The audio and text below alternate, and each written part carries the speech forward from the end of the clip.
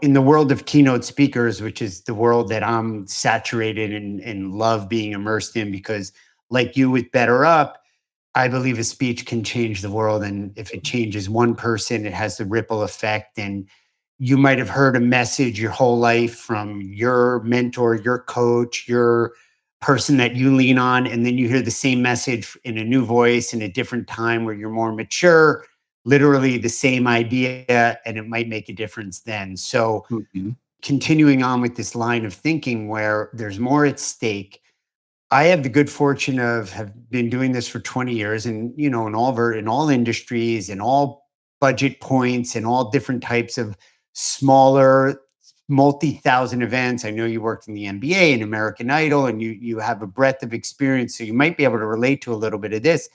I've heard from executives before that, oh, we want a speaker. We want to give our attendees access to people that they normally wouldn't have access to. Yeah. And that might have been valuable in the 70s, 80s, even the 90s. But, especially some of these higher end events where you have high performers, they've been to the Masters, they've Mhm. been at the VIP Mhm. suite at the Super Bowl, they've done backstage at Jazz Fest in New Orleans. I mean, other than being up on the space station, a lot of these people have had, a lot of these attendees have had some really rich experiences. It's counterintuitive. And in my world, it might actually be a lesser price point, but I'm always like, okay, how about we blow that idea up and just Mhm. bring in something that is really rich? It doesn't even have to be of the moment. It could be a speaker that had an event happen 10 years ago or 10 weeks ago or 20 years ago, but how they speak, how they frame it with the audience, the mood of the industry, what the initiatives are, where the organization is going, that might actually be the fit. Not that we're going to get Mario Andretti, Will Smith, Martha Stewart, or whomever, Yeah. right? No, it's true. It's connectivity and it's hitting home, I think is what people want. They want speakers and they want people that they can relate to.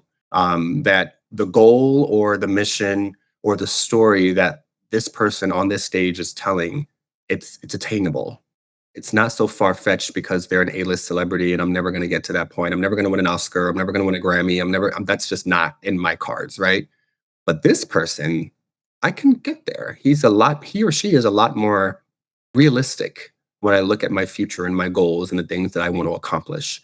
And I do think there is something to say for that pocket of speakers that are a little less about the A list and more about the hey, I did it and you can do it too.